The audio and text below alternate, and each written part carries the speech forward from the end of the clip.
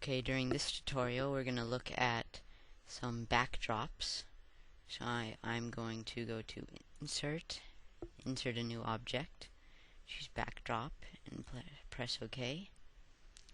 Now I have the plus, and I'm going to click, and now I have my backdrop. Backdrops are used in games for the background, or they can be used for platforms in platform games, or they can be used to, in a Pong game, they could be used to have the ball collide with it and bounce off.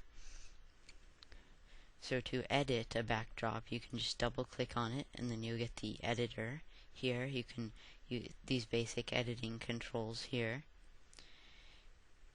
And I'm just going to press cancel. And then you can see if we enlarge this, and then we use the editor, we get a bigger space for the editor. All this area, from right here all the way, these are the corners here. This is all part of the backdrop. Now there's a special control over here called crop that will cut off any places that aren't used, like all this area is not used. So if we hit crop, then it's going to take off all that area.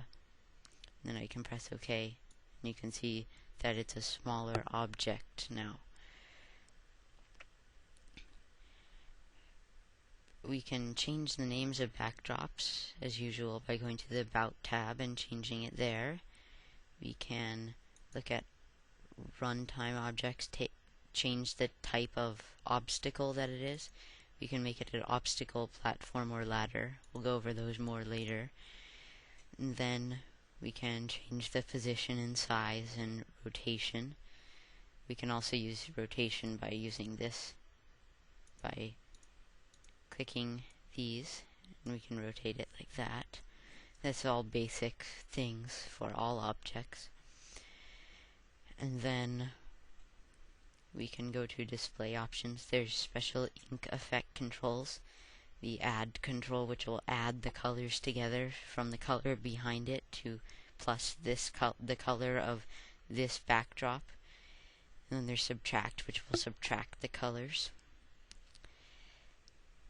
And then we can choose to make the area transparent.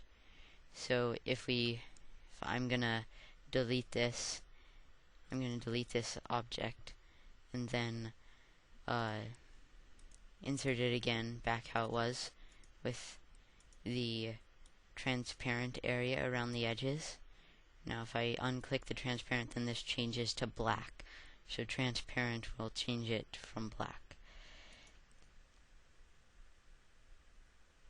And that's all for the backdrop object.